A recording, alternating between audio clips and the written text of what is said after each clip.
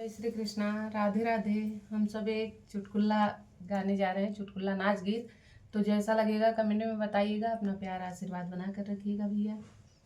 जय श्री कृष्ण। राधे राधे।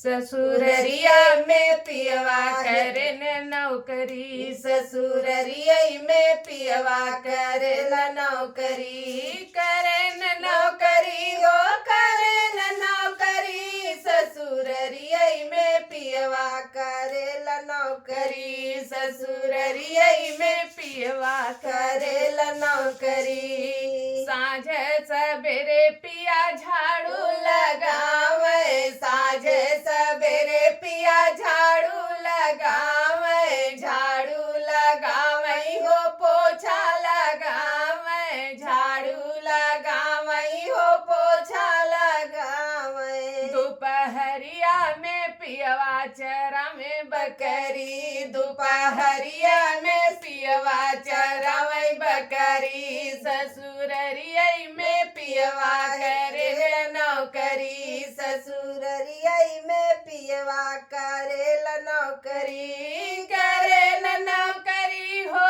करेल नौकरी, ससुररिया में पियवा करेल नौकरी, ससुररिया में पियवा करेल नौकरी। साँझ सबेरे पिया बर्तन माजे, बर्तन माजे हो बर्तन माजे, बर्तन माजे हो बर्तन माजे, साँझ सबेरे पिया बर्तन माजे, बर्तन माजे हो बर्तन माजे।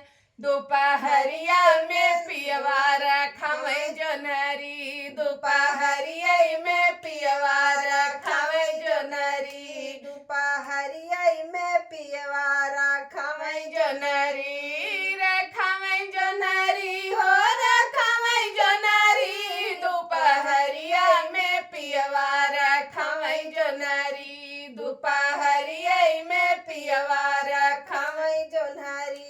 ससुररिया में पियवा करेन नौकरी, ससुररिया में पियवा करेन नौकरी, करेन नौकरी हो करेल नौकरी, ससुररिया में पियवा करेल नौकरी, ससुररिया में पियवा करेल नौकरी।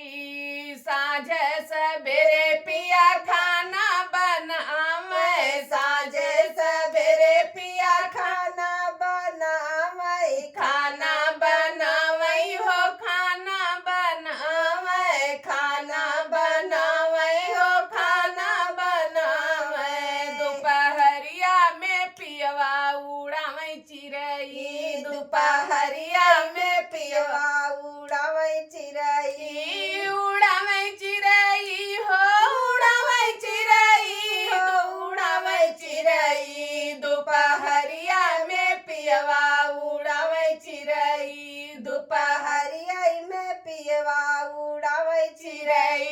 ससुररिया में पियवा करेन नौकरी, ससुररिया में पियवा करेल नौकरी, करेल नौकरी हो करेल नौकरी हो करेल नौकरी, ससुररिया में पियवा करेल नौकरी, ससुररिया में पियवा